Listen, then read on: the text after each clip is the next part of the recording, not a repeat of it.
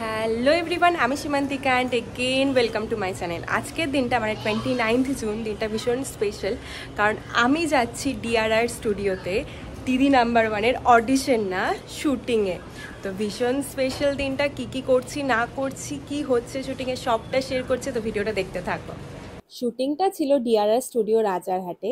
আমি থাকি নিউ টাউনে, তো আমার লোকেশন থেকে খুব একটা বেশি দূরে ছিল না, মাত্র 20 মিনিটের রাস্তা। তবে কল টাইমটা ছিল সকাল 9টায়, বুঝতেই পারছো কত সকালে উঠতে হয়েছে। তার উপর আবার এত বড় একটা শোতে ফার্স্ট টাইম অংশগ্রহণ করা, প্লাস নিজের জেলাকে রিপ্রেজেন্ট করার একটা এক্সাইটমেন্ট, ভয়ও ছিল। তো সব মিলিয়ে রাতে তো ঘুম হয়নি, তারপর সকালবেলা উঠে আবার স্টুডিওতে আসতে হয়েছে।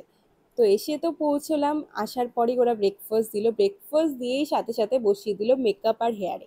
তাতেই মোটামুটি 3-3.5 ঘন্টা লেগে গেছিলো। সো ফাইনালি ওরা 3-3.5 ঘন্টার মেকআপ আর হেয়ারের পর আমাকে এই লুকটা দিল। আমার ইচ্ছে ছিল একটা ব্লু কালারের শাড়ি পরার, বাট রচনা ব্যানার্জির ওদিনকার কস্টিউমের কালার ছিল ব্লু, তো ওরা আমাকে আর ব্লু কালারের কিছু পরায়নি। তবে এই লুক যেটা ওরা ক্রিয়েট করেছে, তোমরা কিন্তু অবশ্যই কমেন্ট সেকশনে জানিও কেমন লাগছে। এই শাড়ি আর ব্লাউজটা আমাকে পাঠিয়েছিল টেলার অন কল, তোমাদের ভালো লাগলে কন্ট্যাক্ট করে নিতে পারো। তারপর লাঞ্চ করে সোজা সেটে চলে গেলাম। তখন কিন্তু অন্য আর একটা এপিসোডের শুটিং চলছিল, তারপরই ছিল আমাদের শুটিং।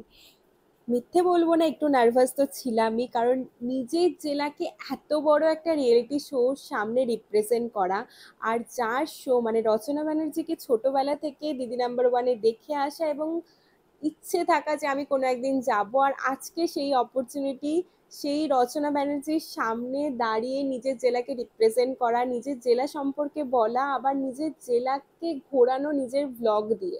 এত বড় অপরচুনিটি, সত্যি ভীষণ নার্ভাস, এক্সাইটেড, মানে একটা আলাদাই মিক্সড ফিলিং কাজ করছিল।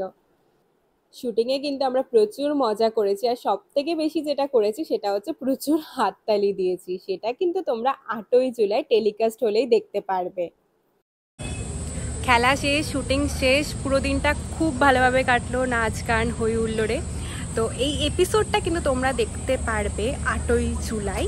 তো তার জন্য অবশ্যই জি বাংলা পর্দায় চোখ রেখো। আর তোমাদের নিশ্চয়ই মনে প্রচুর কোশ্চেন আসছে সীমান্তিকাকে নিয়ে, লাইক কীভাবে আমি চান্স পেলাম বা কিছু, যেই কোশ্চেন্সগুলো আসছে কমেন্ট সেকশনে কমেন্ট করো, আমি ওটার জন্য সেপারেট ভিডিও বানাবো। তো আর খেলায় কি হলো না হলো সেটা কিচ্ছু রিভিল করছি না, সব কিন্তু তোমাদের 8ই জুলাই জি বাংলায় দেখতে হবে। আর ভিডিওটা ভালো লাগলে অবশ্যই ছড়িয়ে দাও, কমেন্ট করতে ভুলো না তোমাদের কী কী কোশ্চেন রয়েছে দিদি নাম্বার ওয়ান নিয়ে।